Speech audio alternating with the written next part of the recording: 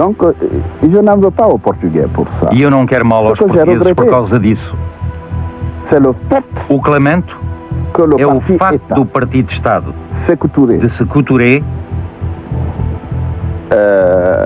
se serve se ter servido de da cette situação situation pour liquider para liquidar os pais fundadores da Dans Guiné. la nuit du samedi 21 au dimanche 22 novembre 1970, en plein mois de Ramadan, 6 navires non identifiés, dont un bâtiment de débarquement et un cargo, portant à bord plus de 430 commandos lourdement armés, appuyés par plus de 200 Guinéens, débarquent sur les côtes méridionales de la Guinée-Conakry. À leur tête, un certain Alpam Kalbao, le cerveau de l'opération.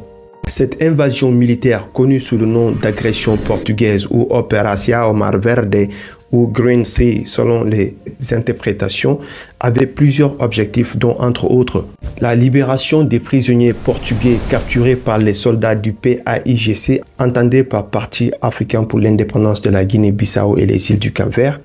En guerre depuis 1963, ces soldats furent capturés et transférés de la Guinée-Bissau vers la Guinée-Conakry sous les ordres d'Amilcar Cabral, le leader indépendantiste de la Guinée-Bissau, et ses hommes.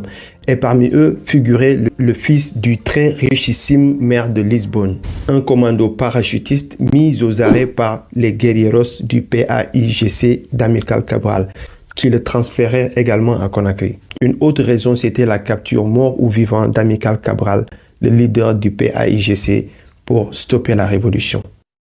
Enfin, le renversement de Sékou Touré pour son soutien logistique et militaire apporté aux soldats du PAIGC en lutte pour leur libération contre le Portugal fasciste. Les assaillants envahissent certains points stratégiques de la capitale, dont la résidence de Sékou Touré ainsi que la radio et télévision nationale. Durant les combats, 4 ou 5 navires de ravitaillement appartenant aux soldats du PAIGC seront détruits ainsi que le siège du PAIGC par les assaillants. L'objectif, c'était de capturer Amilcar Cabral à tout prix. Tristement célèbre camp Boiro et autres camps militaires furent attaqués. Des hommes politiques et d'autres officiers portugais furent libérés. Ces officiers portugais, il faut le noter, ont été incarcérés pendant plus de 7 ans à Conakry et à Mamou. Certains d'entre eux sortiront gravement malades. Il faut noter que ces gens ont été transférés en Guinée et détenus pendant plus de 7 ans par les soldats du PAIGC d'Amilcar Cabral. Par la violence de l'attaque, le commandant du camp Boiro, Sékou Touré, réussit à s'échapper. Le ministre de la Défense de Sékou Touré, lui-même Lansana Diané, fut capturé et réussit à s'échapper pour aller se réfugier à l'ambassade de l'Algérie.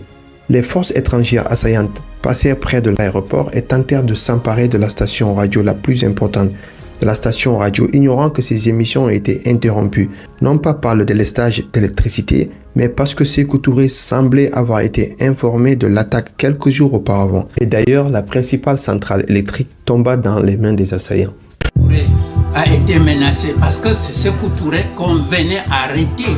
On ne venait pas faire autre chose que d'arrêter Sékou Touré. Sékou Touré, c'était les Guinéens qui venaient pour enlever Sékou Touré. Donc, Sékou Touré étant informé la nuit où on devait venir le ramasser et rentrer et aller se coucher sous le lit de Madame Lofo, n'est-ce pas, une sage femme, n'est-ce pas, et en même temps présidente des femmes de la Guinée, une grande dame qu'il faut quand même, à laquelle il faut rendre hommage parce que ce sont les femmes qui ont mené un combat pour libérer l'Afrique. Et donc, il est allé donc, se cacher là-bas. On venait donc l'enlever et nous enlever, nous tous aussi. Mais lui, il a pris le devant pour aller se réfugier là. Et quand il est sorti de là-bas, il est venu ramasser tous les cadres, y compris ses propres partisans.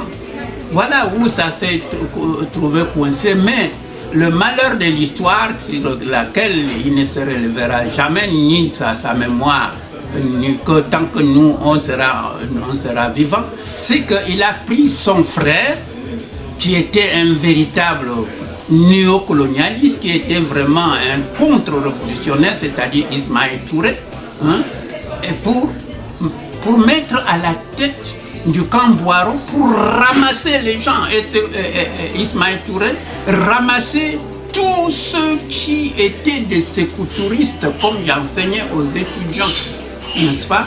Jusque dans le régime de Sékou Touré. Sékou Touré lui-même était en passe de faire arrêter Ismaël Touré, qui était du camp des capitalistes, des impérialistes américains, n'est-ce pas, en Guinée, étant donné qu'il était le ministre d'État chargé de l'économie nationale. Donc lui, il voulait que Sékou Touré disparaisse et les Américains lui avaient proposé de le mettre à la place de la succession de son frère. C'était comme c'est la politique traditionnelle des Américains. Alors, pendant que les combats se faisaient rage dans la capitale, Sékou Touré va ordonner à ce que les armes et munitions soient distribuées à la population locale pour que celle-ci participe à la résistance. De 1h du matin. Por volta da 1 da manhã, a cidade foi tomada de assalto com tiros de canhão e não percebíamos o que estava a acontecer. Quelque temps après, Pouco tempo la depois, lumière a luz foi cortada e comecei a ouvir J'ai commencé alguns à tiros. entendre quelques coups de fusil. Disons, les autorités ayant... E de manhã, quando as autoridades recomeçaram a controlar a situação, da sede da Federação de Conakry 2, Conakry 2, comme on disait, distribuíam armas aos civis. des armes civiles. On a amené des caisses d'armes. Trouxeram caixotes de armas dos quartéis e começaram a distribuir. Je me souviens de ça. Lembro-me disso. J'avais vu. Eu vi. On venait, on donnait ça n'importe comment. Davam armas de qualquer maneira a quem quer que as pedisse. Du PDG, militants en uniforme et sans uniforme, partout, cet état de vigilance, de fermeté révolutionnaire, prêt pour la révolution, l'impérialisme abat, le colonialisme abat. Quelques envahisseurs réussirent à se tirer avec quelques prisonniers libérés qu'ils portèrent sur les navires stationnés au large des côtes maritimes guinéennes. Pendant ce temps, d'autres partirent à la recherche de Sékou Touré qui partit plutôt se réfugier dans une villa tenue secrète non loin de la capitale en plein banlieue de Conakry. Plus de 150 hommes étaient chargés de cette mission de retrouver Sékou Touré ou Amical Cabral, mais ni l'un ni l'autre ne furent retrouvés. Les soldats portugais battirent en retraite avec des pertes mineures. Maintenant, intéressons-nous sur les conséquences de cette agression, sur l'histoire politique de la Guinée, sur la géostratégie, sur la politique intérieure et extérieure de la Guinée à partir de cette date du 22 novembre 1970. D'abord, les Nations Unies condamnèrent l'agression. Sékou Touré reçut l'approbation et le soutien de la communauté internationale parce que, selon elle, la Guinée venait d'être agressée, étant un jeune pays qui venait d'accéder à peine à l'indépendance. Donc, c'était vu comme étant une agression extérieure venant de l'étranger. Donc, raison pour laquelle Sékou Touré a eu un soutien préalable de toute la communauté internationale face à ce qui s'est passé. Il nous apparaît évident que l'agression du 22 novembre 1970 de la soldatesque portugaise, agissant au lieu et place de l'impérialisme, n'est ni un fait du hasard, ni un fait isolé. Mais la partie la plus douloureuse, c'est que la suite de ces événements va plonger la Guinée dans un climat d'horreur, de traque, de règlement de compte à travers des arrestations arbitraires, des accusations de complotistes de toutes sortes, d'emprisonnement, de torture et d'exécution de nombreux citoyens guinéens, voire même étrangers.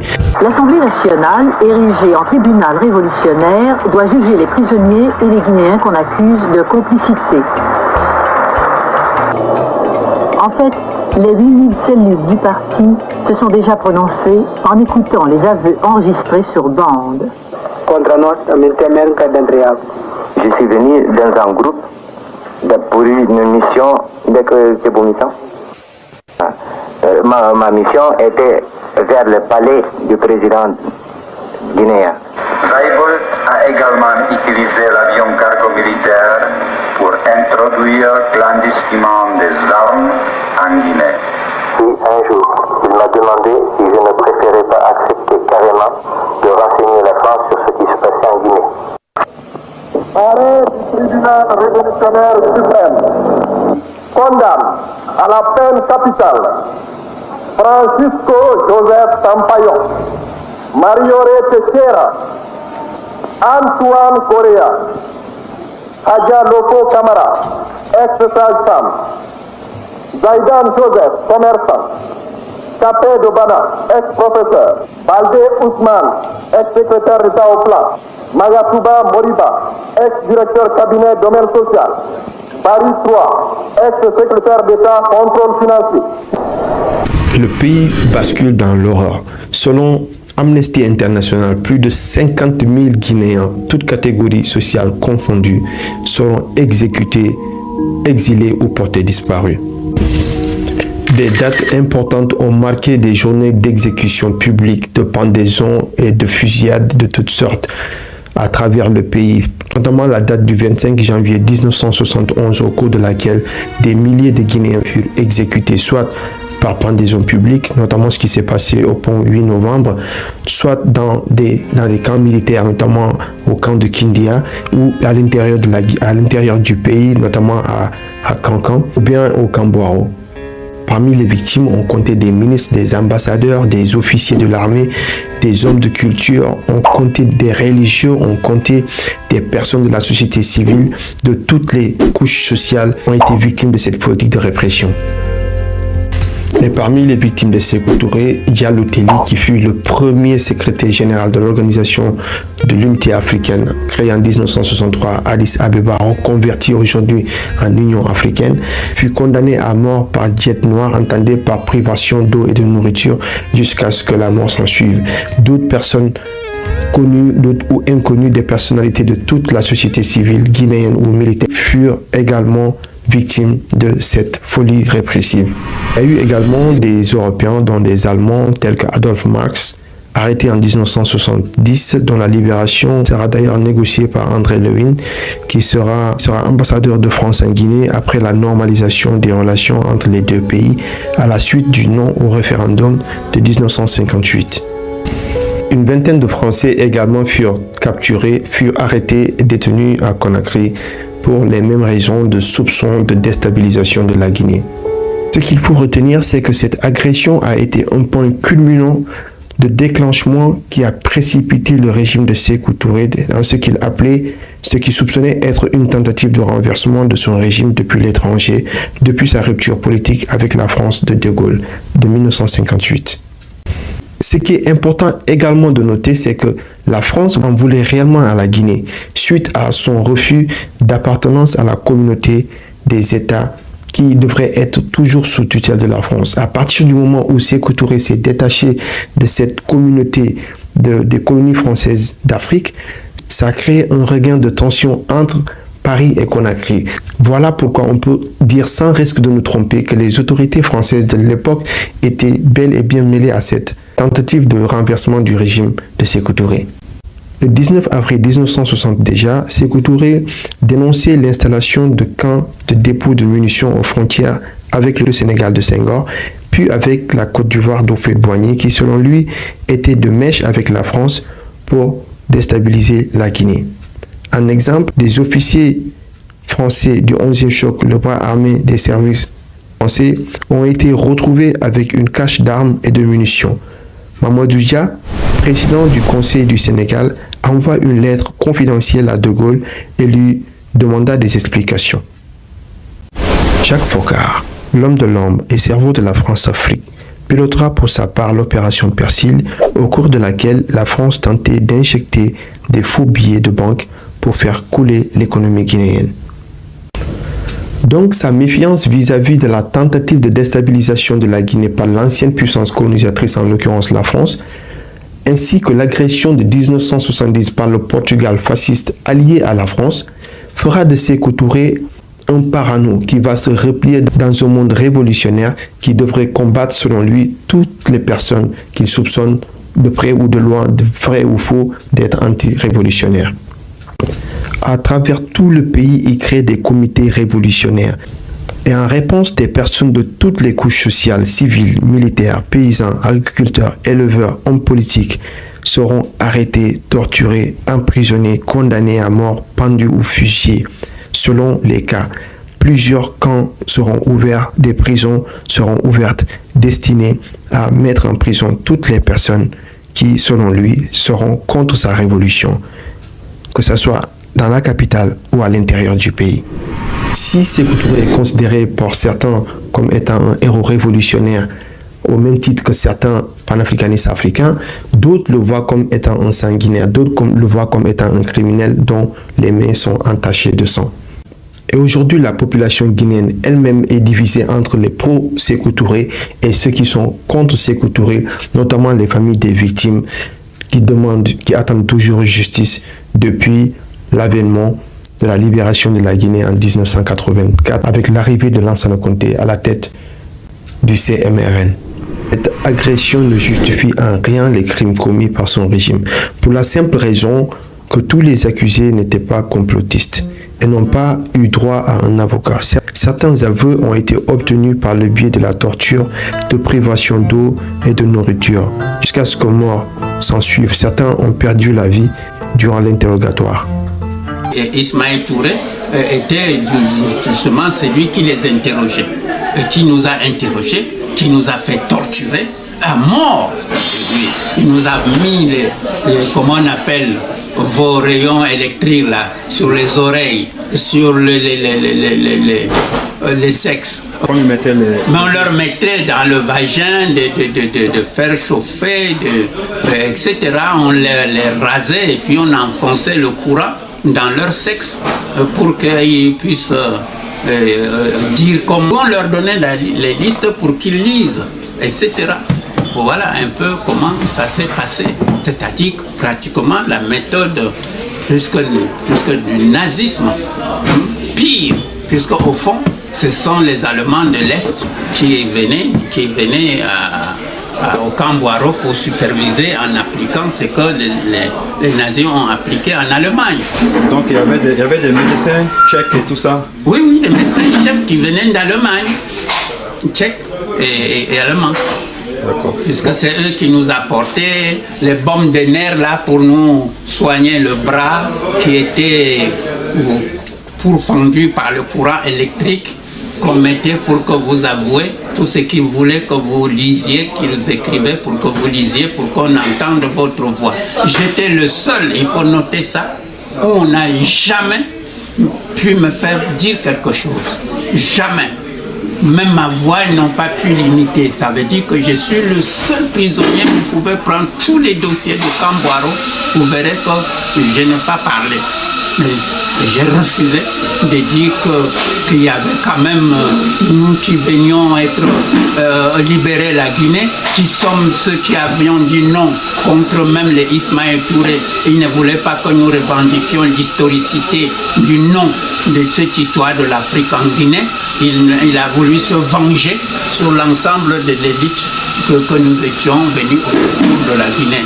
Et donc, il a beaucoup fait pour que nous disparissions nous-mêmes en prison, et par la résistance, j'ai pu être un survivant, puisque Téli est mort dans ma cellule. Monseigneur Chidimbo était mis dans ma cellule. On l'a torturé, on l'a le bras ligoté par le fer et tout ça. Comme tout le monde, on l'a déshabillé à nu. Nous avons fait ensemble dans cette cellule 49, donc après, n'est-ce pas, l'intervention du pape. La cellule 49, c'est-à-dire la première cellule, dès que tu sors de la garde, on mettait cette cellule-là, c'est la cellule des enquêtes, où ceux qui dormaient là étaient perpétuellement pris pour aller mourir, pour aller faire l'interrogatoire et les faire mourir. Donc dès qu'on te mettait dans la cellule 49, ça veut dire qu'on te met à la diète.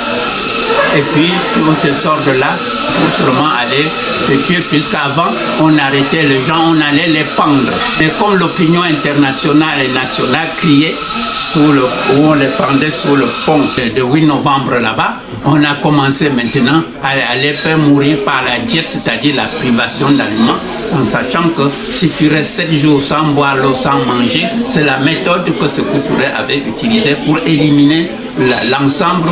Chaque fois quand les gens étaient fusillés, l'opinion internationale et l'Amnesty internationale criaient. Mais comme moi, j'étais pris en charge par l'Amnesty International, donc, une fois qu'on a tellement été très loin dans les protestations et qu'on est venu voir que les rescapés étaient identifiés par l'Amnesty International et les Nations Unies, et que mon nom aussi était parmi ceux qui étaient considérés comme encore vivants, ils n'ont pas pu nous exterminer, et même d'autres sont morts comme ça par la fatigue, par la vieillesse. Moi, je suis sorti comme un miraculeux.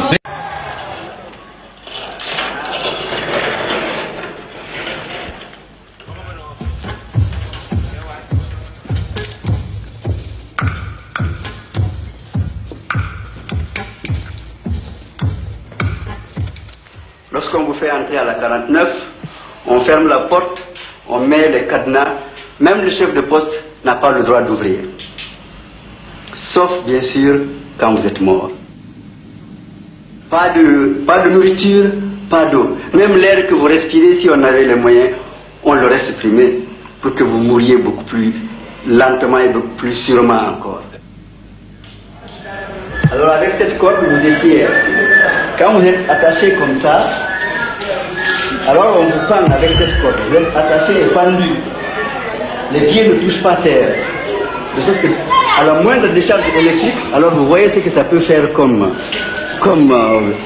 secousse, n'est-ce pas?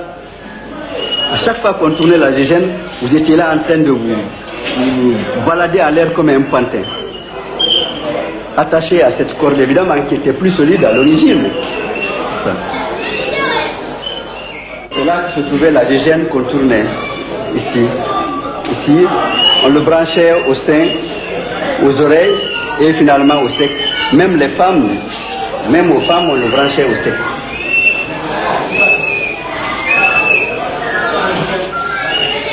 Il y avait que les tortionnaires et vous-même, aucun autre témoin. Jusqu'à ce que vous disiez ce que le ministre qui était assis là-bas voulait que vous disiez. C'est pour cela qu'on a dit qu'il faut dire la vérité du ministre. Nous avions des planches. Chacun avait une portion de jardin à arroser chaque matin. Alors un matin, alors que j'arrosais ici, j'ai entendu quelqu'un dire psst, psst, psst. J'ai regardé par là, je n'ai vu personne. C'est en ce moment que j'ai vu, sortant de ce trou-là, qui était plus petit que ça, j'ai vu une main qui était sortie tenant un chiffon. L'homme était en diète noire, donc condamné à mort. Le bruit de mon arrosoir, il avait su que j'avais de l'eau. Et il me demandait de lui mettre un peu d'eau sur le chiffon pour sucer. Alors, mais je suis resté comme pétrifié.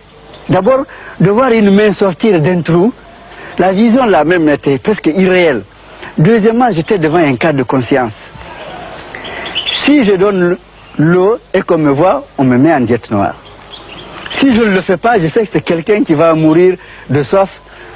Alors finalement, j'ai regardé comme il n'y avait pas d'homme de garde. J'ai continué à arroser. Arrivé par là, j'ai fait ça. J'ai donné un mouvement vertical à mon arrosoir.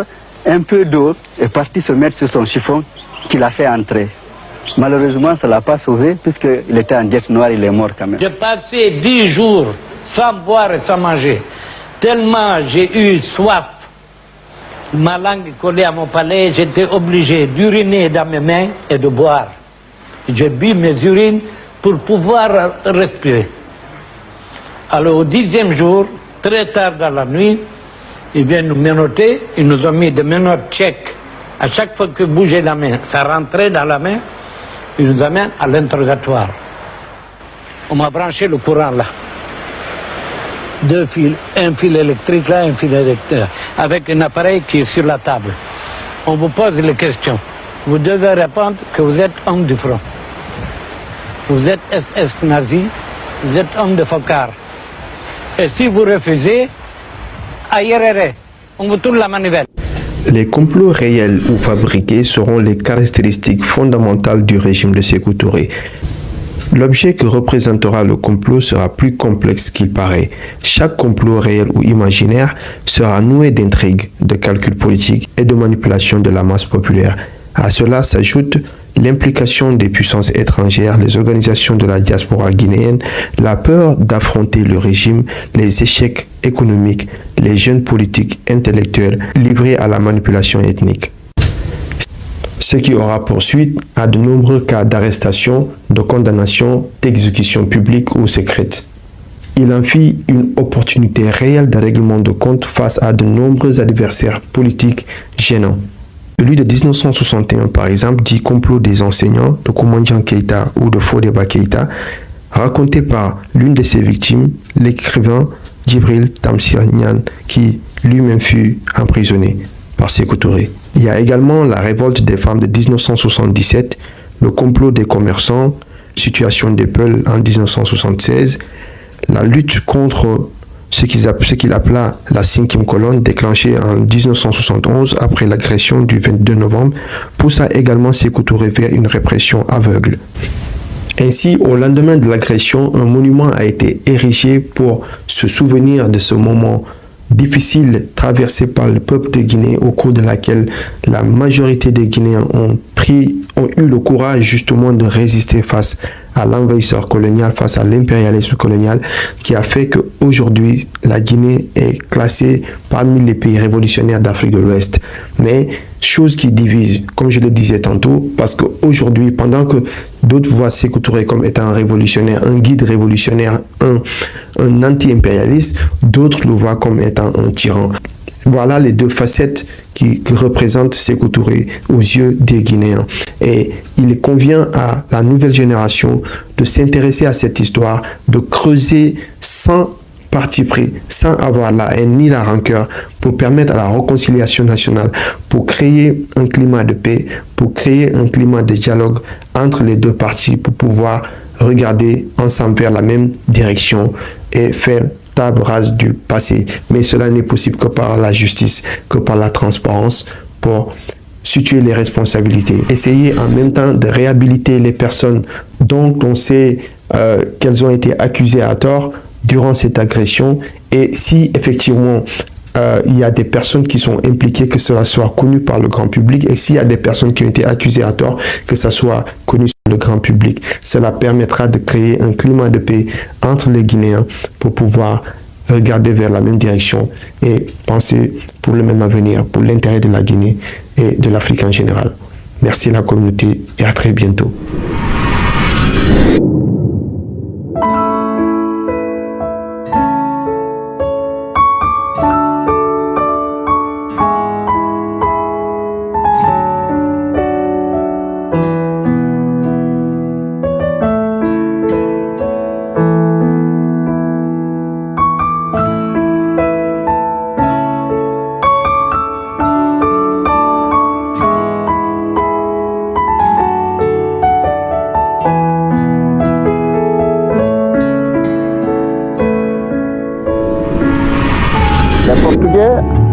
Um objetivo.